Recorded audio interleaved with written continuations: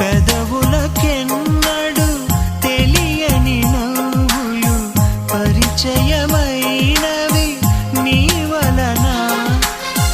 ఇదివరకెన్నడు కలగని ఆశలు మొదలవుతున్నవి నీ వలన.